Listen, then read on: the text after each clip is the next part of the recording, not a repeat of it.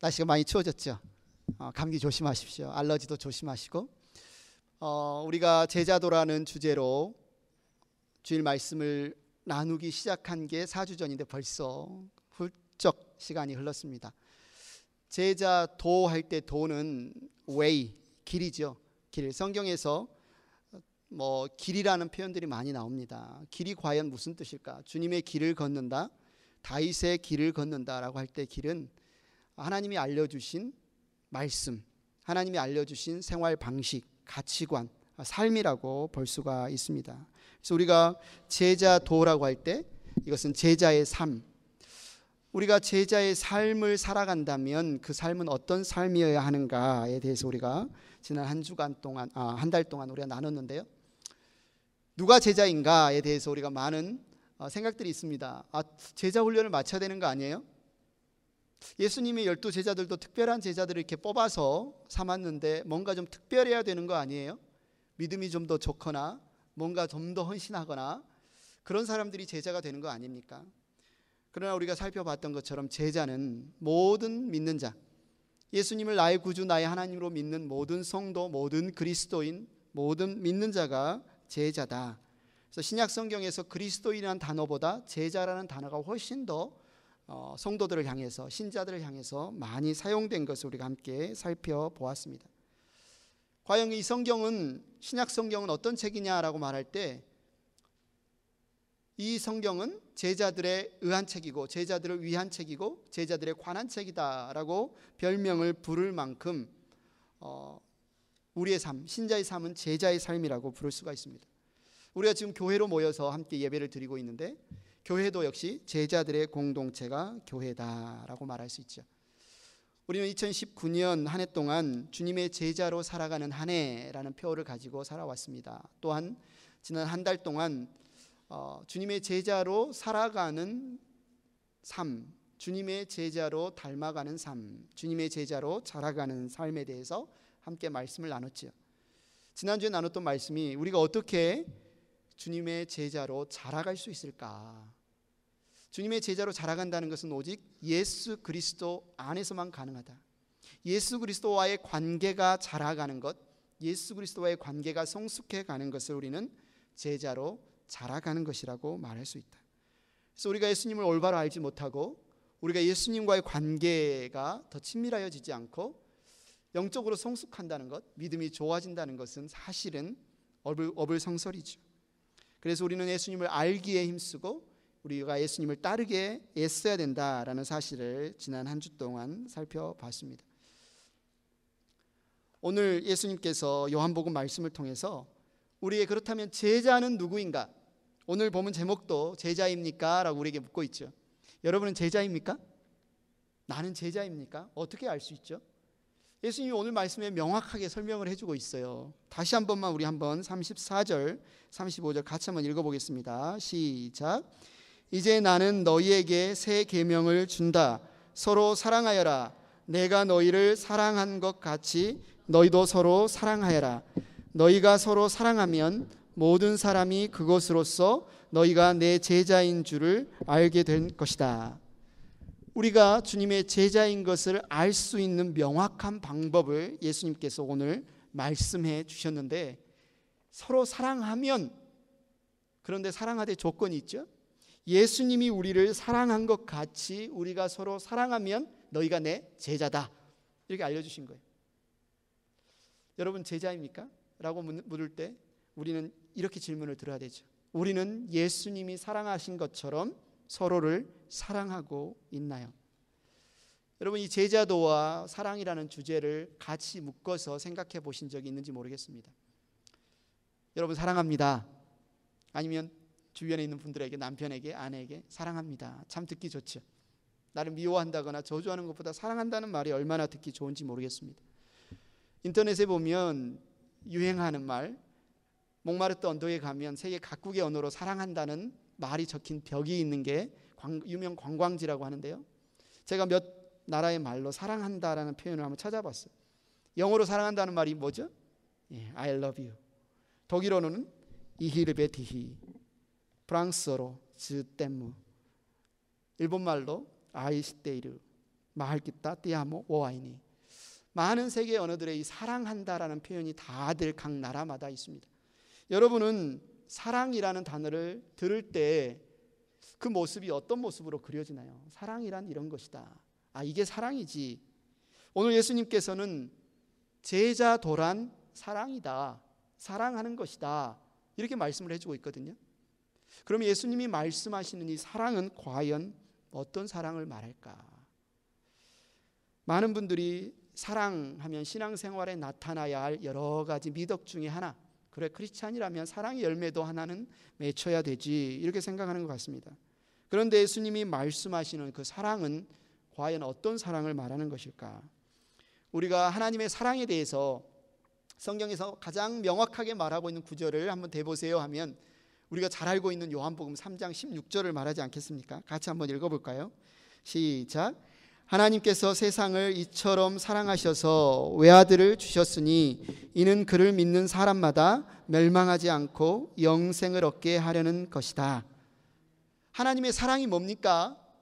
우리를 향하신 하나님의 뜻이 뭡니까? 라고 묻는다면 바로 외아들을 우리에게 보내주셔서 그 외아들 예수님을 믿음으로 말미암아 우리가 멸망받지 않고 영원한 생명, 영생을 얻는 것이 곧 하나님의 뜻이요 우리를 향한 하나님의 사랑입니다 라고 말할 수 있겠죠.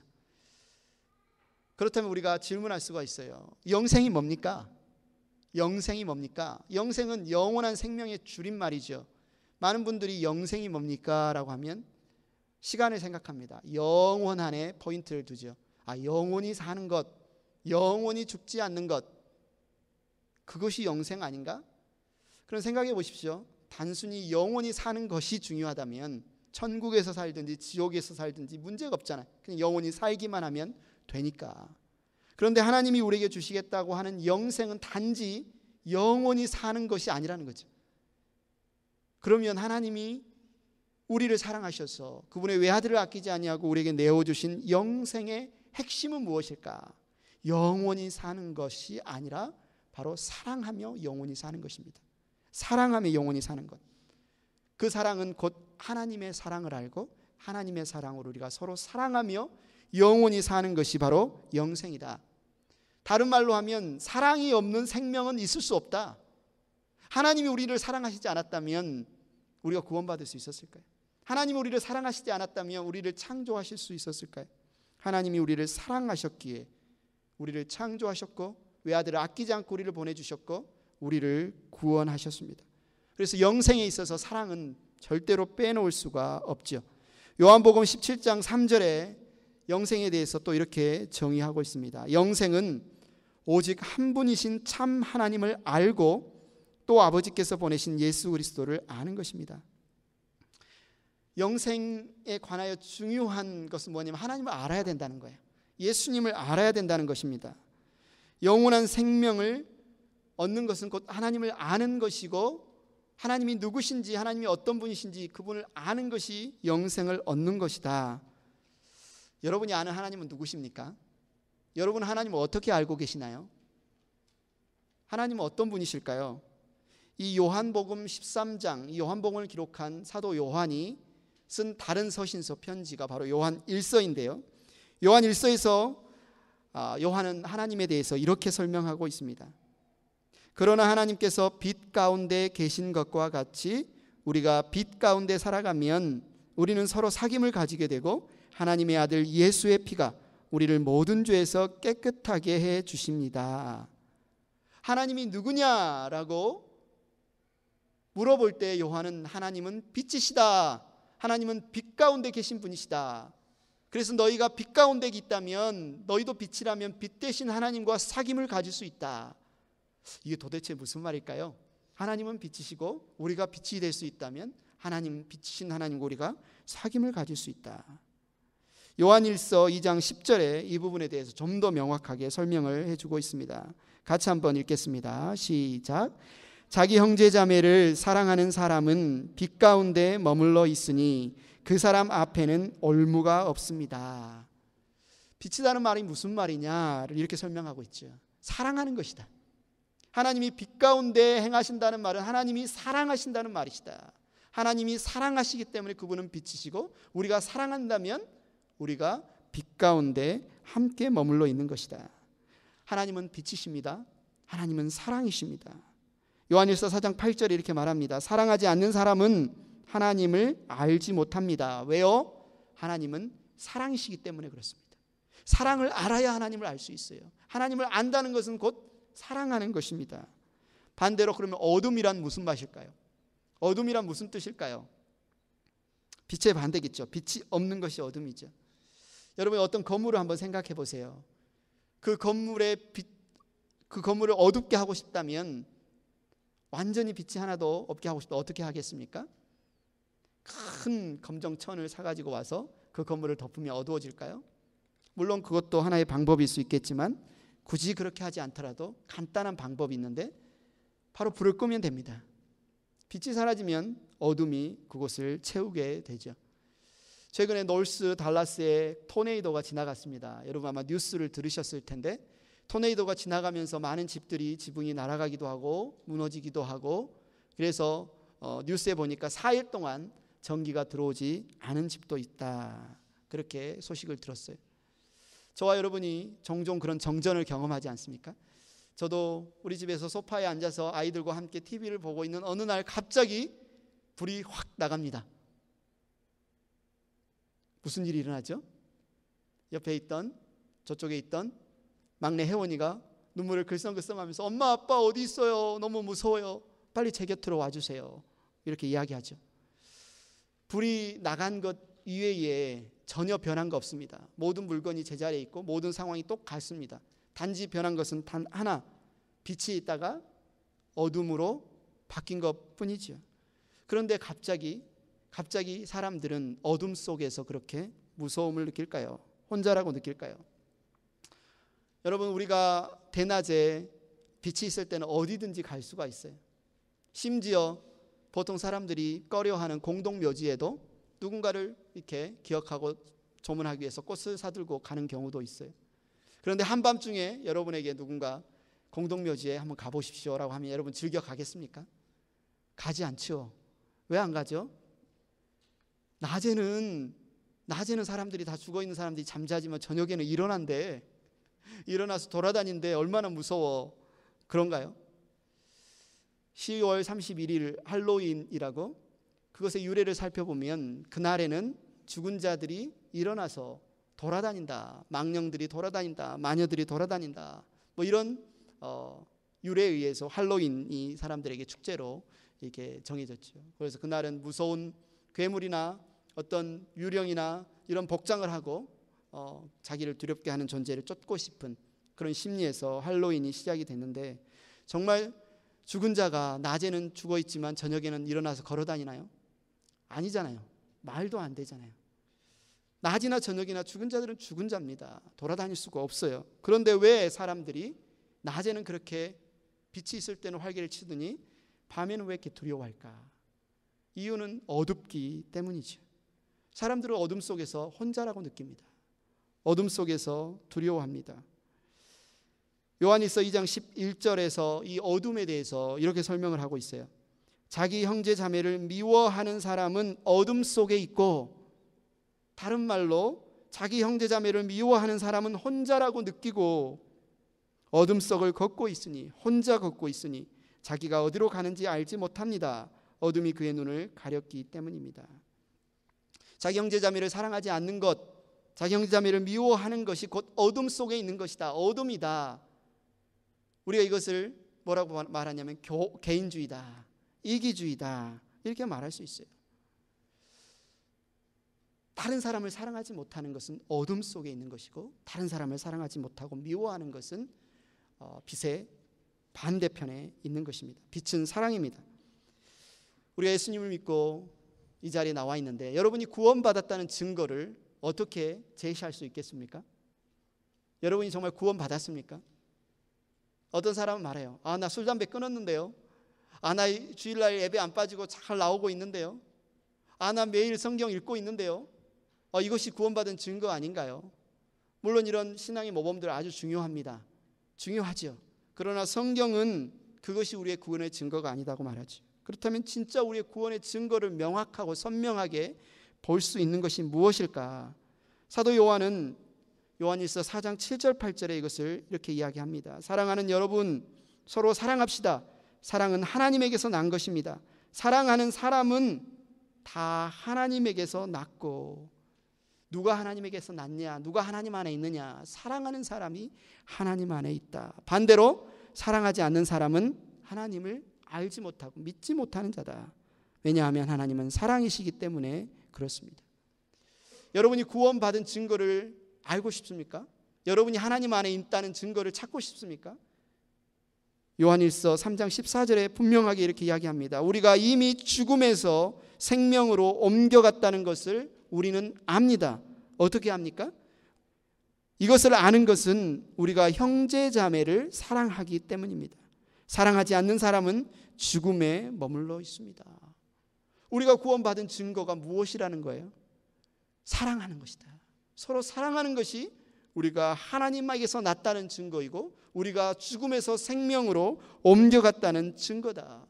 이거보다 더 선명하고 분명한 증거가 어디 있습니까? 그래서 예수님께서 새 언약의 핵심인 새 계명으로 오늘 우리에게 이렇게 말씀하십니다. 서로 사랑하라. 서로 사랑하라. 너희가 서로 사랑하면 모든 사람이 그것으로서 너희가 내 제자인 줄을 알게 될 것이다. 우리가 서로 사랑할 때 우리가 서로 사랑하는 것이 우리가 주님의 제자됨의 증거가 된다. 우리가 서로 사랑하는 것이 영생의 증거가 된다. 우리가 서로 사랑하는 것이 구원받은 증거가 된다. 심지어 사도 바울은 고린도전서 13장에 뭐라고 말합니까? 내가 사람의 모든 말과 천사의 말을 할 수 있을지라도 내게 사랑이 없으면 울리는 징이나 요란한 꽹가리가 될 뿐입니다. 그 어떤 능력, 은사, 신령한 은사가 있다 할지라도 만일 사랑이 없으면 그것은 단지 소음일 뿐이고 쓸모없는 것일 뿐이다. 그 어떤 것도 사라지지만 사랑은 영원하다. 이것이 바로 성경이 우리에게 말하고 있는 것입니다. 제가 오늘 아침에 집을 나오는데 조금 왔어요. 조금 와서 신호를 받으려고 하는데 마음이 찝찝합니다. 왜 찝찝했을까요? 내가 거라지 도어를 닫았나? 닫았던 것 같은데 이게 확신할 수가 없어요. 우리 둘 다 차를 2대 다 가지고 교회로 왔는데 문을 활짝 열어놓았다고 생각을 해보십시오. 얼마나 찝찝합니까?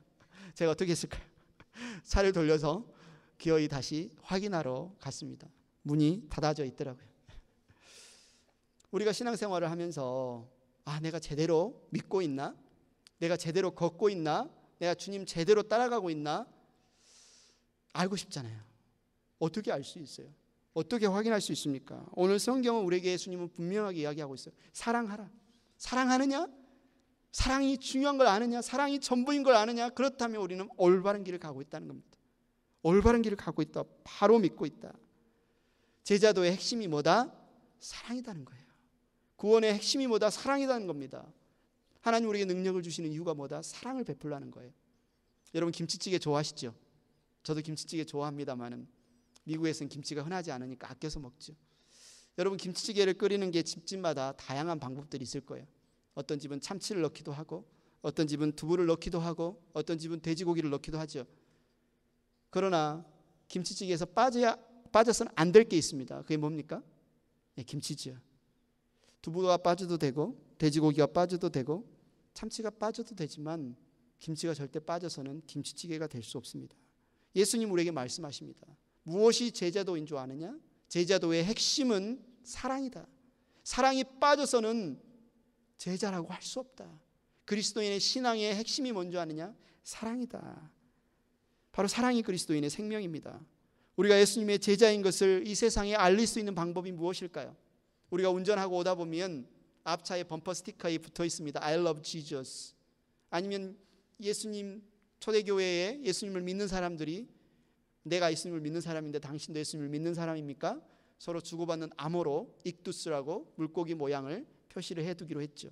어떤 차들은 그런 물고기 모양을 붙이고 다니기도 합니다. 좋은 방법일 수 있습니다. 그러나 예수님은 오늘 뭐라고 하는 거예요? 너희가 나의 제자인 것을, 너희가 구원받은 자들인 것을 세상 사람들이 어떻게 아는 줄 아느냐? 너희가 서로 사랑하면 모든 사람이 내 제자인 줄을 알게 될 것이다. 이 말씀을 듣는 제자들, 예수님이 이 말씀을 할 때 제자들의 형편은 어떠했을까요? 그들은 우리보다 뭔가 좀 더 낫고 신령하고 훨씬 더 서로 사랑할 수 있는 유대관계가 잘 이루어진 사람들이었을까요? 아닙니다. 이 예루살렘으로 올라가는 길에 대판 싸운 일이 일어났죠. 예수님의 12제자 중에 2제자, 세베대의 2아들 야고보와 요한이 예수님께 인사청탁을 했습니다. 이제 곧 예루살렘에 올라갈 텐데 주님이 예루살렘에 올라가서 영광을 받으시는 날 우리를 예수님의 좌편과 우편에 앉혀주십시오. 주님의 오른팔과 왼팔로 써주십시오. 이 인사청탁을 했어요. 다른 10제자가 이 소식을 듣고 어떻게 했다고 성경에 기록되어 있습니까? 그들에게 분개했다. 그들에게 분개했다. 이렇게 적혀 있어요. 무슨 말입니까? 이들이 라이벌 관계였다는 겁니다. 네가 크냐 내가 크냐, 네가 신실하냐 내가 신실하냐, 네가 능력 많냐 내가 능력 많냐. 예수님의 가장 가까운 최측근이었던 제자들 가운데 서로를 라이벌로 생각하고 어떻게든 밟고 일어서서 내가 더 인정받고 높은 자리에 올라야 하는 그런 것처럼 그런 관계가 있었다는 말입니다. 그런 그들에게 예수님이 지금 뭐라고 말씀하시는 겁니까? 이제 나는 너희에게 새 계명을 준다. 서로 사랑하여라. 내가 너희를 사랑한 것 같이 너희도 서로 사랑하여라. 우리가 서로 사랑하되 조건을 우리에게 주고 있어요. 어떻게 사랑하라? 예수님이 사랑한 것 같이 서로 사랑하라. 오늘날 사람들이 사랑이 많이 식은 시대라고 말하죠. 정말 사람들이 요즘 사랑에 대해서 관심이 없습니까? 잘 보시면 사랑, 유행가에서도 사랑, 드라마에서도 사랑, 얼마나 사랑이란 단어가 많이 이용되는지 모르겠습니다. 사랑에 대해서 열렬히 관심이 많아요. 얼마나 사랑에 관심이 많은지 모릅니다. 그럼에도 불구하고 왜 사람들은 요즘 사랑이 식어가고 있다, 그렇게 느낄까요? 인터넷에서 이런 예화, 이런 글을 읽은 적이 있습니다. 아마 실제일 수도 있고 아니면 진짜 누군가의 소설 작품일 수도 있는데 한번 들어보십시오. 60이 넘어간 노 부부가 이혼하기로 결정을 했어요. 황혼 이혼이죠. 그리고 변호사를 사서 모든 이혼 절차를 다 마치고 이제 마지막으로 식당에 모여서 세 사람이 저녁 식사를 하기로 했습니다. 자신들이 평소에 좋아하던 치킨을 주문해서 시켰는데 치킨이 나왔어요. 남편이 자기가 제일 좋아하는 부위인 날개, 쪽지를 탁 날개를 뜯어서 아내한테 탁 줍니다. 변호사가 이 모습을 보면서 굉장히 뭔가 분위기가 괜찮은데 혹시 다시 화해할 수 있지 않을까? 이런 기대를 합니다. 그런데 아내가 굉장히 인상을 쓰면서 기분 나쁜 표정으로 남편에게 쏘아붙입니다. 아니, 당신은 너무 이기적인 사람이야. 30년이 똑같아. 나는 닭다리를 좋아하는데 당신은 항상 날개만 줘. 한 번도 닭다리를 준 적이 없어. 이런 이기적인 인간. 아내의 말을 듣던 남편은 깜짝 놀라며 말하죠. 아니, 내가 제일 좋아하는 거를, 제일 좋아하는 부위를 준 건데 어떻게 그렇게 서운한 말을 할 수 있느냐? 어떻게 내 마음을 몰라주고 그렇게 할 수 있느냐? 화가 난 노부부는 서로 씩씩대다가 각자의 집으로 가버렸습니다. 집에 돌아온 남편이 아내가 했던 말이 다시 머릿속에서 맴돕니다. 진짜 내 아내가 어떤 부위를 좋아하는지를 한 번도 물어본 적이 없구나. 내가 좋아하는 걸 주면 당연히 좋아하겠지 생각하고 30년을 닭 날개만 줬네. 마음속에 미안한 마음이 들어서 아내에게 전화를 겁니다. 그러나 전화를 받지 않습니다. 남편에게서 온 전화가 너무 귀찮아서 계속 벨이 울리자 아예 배터리를 빼버립니다. 그리고 잠이 들었습니다. 아침에 눈을 뜬 아내가 어제 그 관계를 다시 한번 생각해 봅니다. 나도 남편이 그 닭날개를 좋아하는 줄을 몰랐네. 늘 좋아하는 부위를 나한테 줬던 건데 내가 오해했었네. 그래, 그래도 서로 화해는 하자라고 전화를 걸었는데 전화를 받지 않습니다. 그리고 낯선 전화번호로 전화가 옵니다. 뭐라고 전화가 왔을까요? 당신의 남편이 돌아가셨습니다. 아내는 한달음에 남편 집으로 달려가서 손에 들고 있는 핸드폰을 바라봅니다. 그곳에 이렇게 적혀 있습니다. 여보 미안해, 사랑해, 용서해줘. 굉장히 드라마 같죠. 극적입니다. 누가 아마 지었을 수도 있어요. 그런데 이 이야기에서 우리가 볼 수 있는 명확한 핵심은 한 가지예요. 뭐라는 겁니까? 사람들은 사랑한다고 하지만 자기 중심적인 사랑을 해요. 자기 틀에 갇힌 사랑을 합니다. 내 방식으로 사랑합니다. 때로는 그게 이기적인 사랑이에요. 사랑을 하되 상대방이 사랑을 경험하지 못합니다. 알지 못해요. 예수님은 우리에게 서로 사랑하라 라고 말씀하시면서 여기에서 멈추지 않아요. 우리에게 진짜 사랑이 무엇인지를 알려주십니다. 내가 너희를 사랑한 것과 같이, 내가 너희를 사랑한 것과 같이 너희도 서로 사랑하라. 예수님이 친히 우리에게 사랑의 본이 되어 주십니다. 그래서 이 일이 있고 나서 예수님은 어디에 가십니까? 십자가에 달리십니다. 우리에게 진정으로 필요한 것이 무엇인지 그분은 알았어요. 야고보와 요한은 10 제자들은 어떻게든 예수님의 높은 자리에 오르면, 왕이 되면 그 옆자리에 앉아서 권력을 누리며 사는 것이 자신들의 필요라고 생각했지만 예수님은 그들이 죄와 죽음에 매여서 죽을 수밖에 없는 존재라는 것을 알고 계셨어요. 그래서 그들을 위해서 자신의 생명을 내어주었습니다. 그들의 모든 죄와 그들의 모든 죽음의 그 짐을 대신 짊어지고 자신의 목숨을 아끼지 않고 내어주시기까지 예수님은 제자들을 사랑하셨어요. 우리는 진정한 사랑의 본을 이 세상에서 찾을 수가 없습니다. 진정한 사랑의 본은 내가 너희를 사랑한 것과 같이 여기에 있습니다. 예수님이 십자가에서 보여주신 그 사랑이 우리가 서로 사랑해야 할 온전한 본이 된다는 것이죠. 예수님은 서로 사랑하라, 내가 너희를 사랑한 것과 같이 서로 사랑하라 우리에게 말씀하십니다. 그런 어떤 분들은 생각하지요.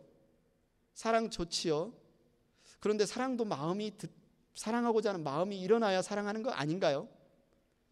사람들은 내 마음의 상태에 따라서, 감정 상태에 따라서 사랑할 수도 있고, 내가 사랑하려고 했는데 상대방이 받아줘야 사랑하죠. 상대방의 반응에 따라 사랑이 바뀐다고 생각합니다. 또 사랑은 굉장히 사적인 거라고 생각해요. 이것은 감정적인 거, 사적인 거기 때문에 다른 사람이 나에게 사랑하라, 사랑하지 말라 간섭할 수 없다고 생각합니다. 그러나 오늘 우리가 서로 사랑하는 것이, 예수님 우리를 사랑할 것 같이 서로 사랑하는 것이 주님의 제자됨이라고 배웠습니다. 영생은 사랑을 빼고는 영원한 생명을 말할 수가 없다. 하나님은 사랑이시기 때문에 사랑하지 않고서는 하나님을 알 수가 없다. 사랑하지 않는 사람은 어둠 속에 있는 것이다. 우리가 구원받았다는 증거를 어떻게 할 수 있는가? 우리가 서로 사랑하면 그것이 우리의 구원의 증거가 된다. 하나님이 주신 그 어떤 큰 능력과 놀라운 역사가 있다 할지라도 사랑이 없으면 아무것도 아니다, 헛것이다. 사랑은 그리스도인들이 갖춰야 여러 가지 열매 중에 하나가 아니라 제자라면, 예수님을 믿는 자라면, 예수님 안에 머물러 있는 자라면 누구나 맺는, 반드시 맺혀야 하는 열매다. 그리스도인의 생명 그 자체가 사랑이다. 주님 우리에게 이렇게 말씀하시는 거죠. 사랑하는 행복한 교회 성도 여러분, 서로 사랑합시다. 예수님 우리를 사랑하신 것과 같이 서로 사랑합시다. 이 말씀을 들으면 여러분 부담스럽죠. 여러분의 상황을 보고 연약함을 보고 해봤는데 안 되던데요, 그렇게 생각할 수 있습니다. 억지로 되지 않는 것이 사랑입니다. 알고 있어요. 그래서 예수님이 오늘 내가 너희를 사랑한 것과 같이 서로 사랑하라 라는 이 세 계명은 어쩌면 명령이 될 수가 없습니다. 왜냐하면 우리는 사랑할 수 있는 능력이 없습니다. 우리는 사랑할 수 있는 힘이 없어요. 우리의 힘과 노력으로 사랑이 되지 않아요. 그러면 하나님의, 예수님이 주신 이 계명은 과연 무슨 말씀일까? 이것은 약속입니다. 이제 내가 너희를 위해서 십자가에서 피 흘려 죽을 것이고 내가 그 죽음을 이기고 부활할 텐데 내가 그 죽음과 부활을 통해서 너희에게 반드시 이루고자 하는 것이 있다. 그것은 내가 너희를 사랑하는 것과 같이 너희가 서로 사랑하는 것이다. 누가 사랑할 수 있을까요? 예수님의 사랑을 경험한 사람이 사랑할 수 있습니다. 십자가의 사랑을 경험한 사람이 사랑할 수 있어요. 우리가 어떻게 사랑할 수 있을까요? 우리가 예수님을 아는 만큼, 그리고 예수님의 사랑을 경험한 만큼 우리는 서로 사랑할 수 있어요. 여러분이 누구를 사랑하기를 원합니까? 오늘 말씀에 순종해서 사랑을 경험하기를 원합니까? 예수님을 바라보십시오. 예수님의 십자가를 경험하십시오. 그 사랑에서 베푸신 그 사랑을 여러분이 안다면 여러분은 사랑할 수 있습니다. 아는 만큼, 경험한 만큼